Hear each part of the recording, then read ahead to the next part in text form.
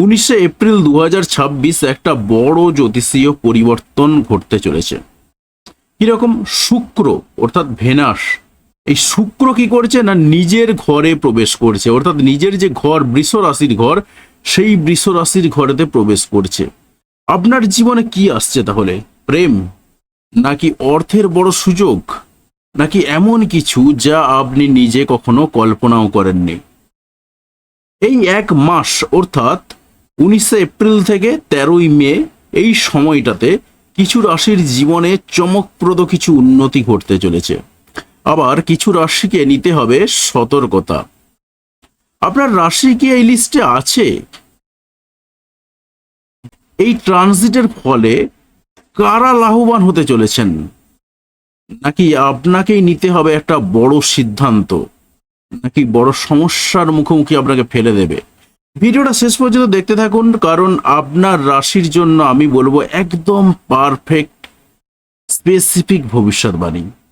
তবে শুধুমাত্র ভেনাসের সাপেক্ষেই কিন্তু আমি বলবো, অর্থাৎ শুধুমাত্র শুক্রের সাপেক্ষেই বলবো, যদিও বা তার মধ্যে বেশ কিছু পরিবর্তন আসবে, সেগুলো আমি অ্যাড করে দেব। তবে মেন ফোকাস হবে ভেনাস। তাহলে ট্রানজিটের যদি আমরা ব্যাকগ্রাউন্ডটা দেখে নিই, ট্রানজিটের ব্যাকগ্রাউন্ডে কে রয়েছে? 19 এপ্রিল 2026 থেকে শুরু করে একেবারে 13ই মে 2026 পর্যন্ত শুক্র থাকছে বৃষ রাশিতে, অর্থাৎ নিজের ঘরে। এটা তার বৃষ রাশির নিজের ঘর।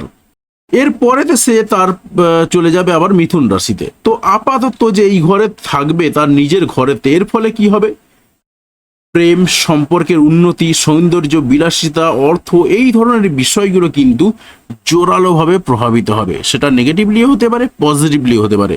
তো সম্পূর্ণ ভিডিওটা দেখে নেওয়া যাক। বৃশ্চিক রাশির মানুষদের কি ঘটনা ঘটবে?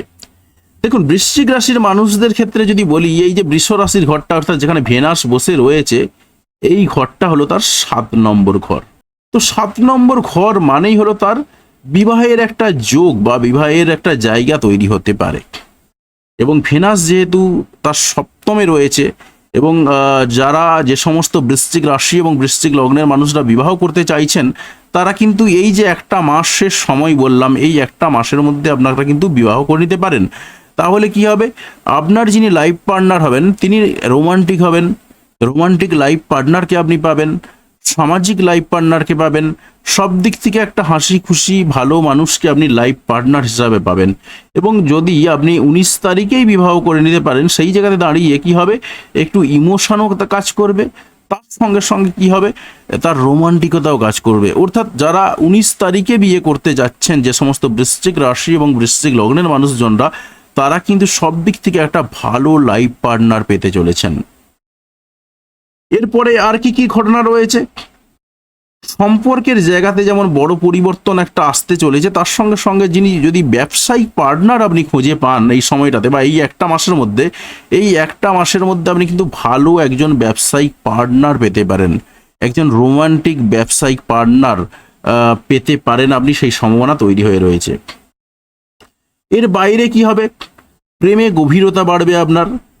তবে কিছু কিছু ক্ষেত্রে হয়তো একটু ইগো ক্ল্যাশ লাগলেও লাগতে পারে, তাই এই জায়গাটা একটু আপনাকে অ্যাভয়েড করে চলতে হবে। তাহলে আপনার রাশির এই প্রভাব কেমন লাগলো সেটা অবশ্যই কমেন্টে জানাবেন। আর এই রকম আরও অ্যাস্ট্রোলজির আপডেট পাওয়ার জন্য চ্যানেলটা অবশ্যই সাবস্ক্রাইব করে পাশে আসা বেল বাটনটা অবশ্যই প্রেস করবেন। আরও বেশ কিছু কথা রয়েছে, অবশ্যই ভিডিওটা শেষ পর্যন্ত দেখবেন। যেহেতু এত দূর পর্যন্ত আপনি শুনেছেন, আর কয়েকটা কথা শুনে যাবেন, কারণ আপনার ভীষণ ভীষণ কাজে লাগবে, বিশ্বাস করুন। কারণ অ্যাস্ট্রোলজিক্যালি অ্যাওয়ার্ড হওয়াটাও কিন্তু ভীষণ দরকার। এবারে আসি কয়েকটা প্রসঙ্গে। কিরকম প্রসঙ্গ? আমি এই যে বলে গেলাম যে সিস্টেমটা আপনাকে বোঝালাম, সেটা কি বললাম? সেটা বৈদিক অ্যাস্ট্রোলজি সিস্টেমে বললাম। অর্থাৎ কোন গ্রহ কোথায় বসে রয়েছে, তার রেসপেক্টে কোথায় কি ঘটনা ঘটছে বা কি অবস্থান হতে পারে সেটা বললাম। এবার আপনি যখন আমাদের কাছে আসবেন বা আমার কাছে আসবেন, আপনি অনলাইনেও আসতে পারেন, অফলাইনেও আসতে পারেন। তো যখন আসবেন তখন কিন্তু আমরা বৈদিক অ্যাস্ট্রোলজি সিস্টেমে কাজটা করব না। আমরা যে সিস্টেমে কাজ করব সেটা কি সিস্টেম? সেটা হচ্ছে কেপি সিস্টেম, কেপি অ্যাস্ট্রোলজি। আপনি চাইলে গুগলে সার্চ করে দেখতে পারেন যে কেপি সিস্টেমটা কি। কৃষ্ণমূর্তি পদ্ধতি। এই কৃষ্ণমূর্তি পদ্ধতিটা হচ্ছে মডার্ন অ্যাস্ট্রোলজির পদ্ধতি। তো এই মডার্ন অ্যাস্ট্রোলজির পদ্ধতিটা অনুসারে কিন্তু আপনার প্রেডিকশন যেটা হয় সেটা আরও নিখুঁত প্রেডিকশন হয়। এবং এখানে কি ঘটনা ঘটে, প্রত্যেকটা হাউসের সাবলট ধরে ধরে কিন্তু বিচার করা হয়।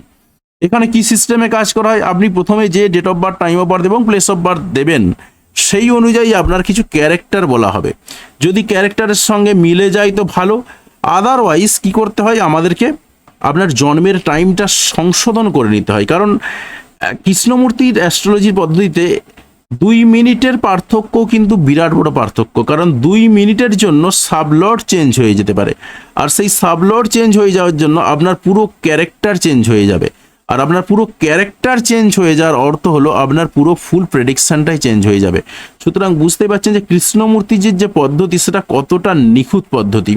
কারণ আপনি দেখবেন যে দুটো বাচ্চা যখন জন্মগ্রহণ করছে এবং যমজ বাচ্চা জন্মগ্রহণ করছে, তখন কি হচ্ছে, তাদের চার্ট কিন্তু এক, এই নেটাল চার্ট কিন্তু একই থাকছে, কিন্তু যখন কেপি সিস্টেমে আমরা সেই চার্টটাকে তৈরি করব, সেই কেপি সিস্টেমের চার্ট কিন্তু বদলে যাবে। সুতরাং বুঝতেই পারছেন যে কেপি সিস্টেম কতটা নিখুঁত সিস্টেম। এবং এই যে জন্মের ছকটা আপনি দেখছেন, এটা সাউথ ইন্ডিয়ান সিস্টেমে তৈরি করা হয়, সাউথ ইন্ডিয়ান সিস্টেমে ব্যবহার করা হয়। অর্থাৎ আপনারা যে নর্মাল যে সিস্টেমটা দেখেছেন সেই সিস্টেমে কিন্তু আমরা কাজ করি না। তো আমাদের সিস্টেম কিন্তু অনেক উন্নত মানের সিস্টেম। এখানে যে সঙ্গে সঙ্গে আপনি আসলেই আপনাকে আংটি পরিয়ে দেবো এমনটা নয়, কিন্তু অনেকে মনে করেন, অনেকে কমেন্ট করেন, আসলে কিছু করার নেই, মনে করাটাই স্বাভাবিক, কিন্তু এমনটা নয়। আপনি যদি সঠিকভাবে প্রেডিকশান নিয়ে যান, সেই জায়গাতে দাঁড়িয়ে আপনার আংটি পরার হয়তো জায়গা থাকবে, সেটা একটা কিংবা দুটো, 5 আঙুলে 5টা আংটি পরার দরকার পড়বে না আপনার। কারণ আমরা যেটা করি সেটা একদম নিখুঁত সিস্টেমে কাজ করি। সেই জায়গাতে দাঁড়িয়ে কিন্তু আপনার এই নিখুঁত সিস্টেমের জায়গাটা একেবারে এস্টাবলিশ হয়ে যায়, এবং সেখানে 1 থেকে 2টো ম্যাক্সিমাম, কারো কারো ক্ষেত্রে থাকেই না, এই সংক্রান্ত আপনাদের কিছু রেমেডি আসে। কারো কারো ক্ষেত্রে রুদ্রাক্ষে কাজ হয়, কারো কারো ক্ষেত্রে কবজে কাজ হয়, বিভিন্ন ধরনের অপশান রয়েছে। কারো কারো ক্ষেত্রে আবার মন্ত্রসেও কাজ হয়ে যায়, যারা মন্ত্র উচ্চারণের মাধ্যমেও কাজ হয়ে যায়। বিভিন্ন ধরনের পদ্ধতি রয়েছে, যে যেরকম চাইবেন তার সেই রকম পদ্ধতিতেই করতে হয়। তার কারণ আপনি আংটি পরে বসে থাকলেই যে আপনার সমস্যার সমাধান হয়ে যাবে এমনটা কিন্তু নাও হতে পারে।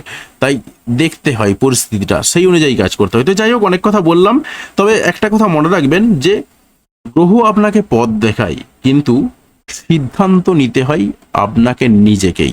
তো ধন্যবাদ ভিডিওটি দেখার জন্য।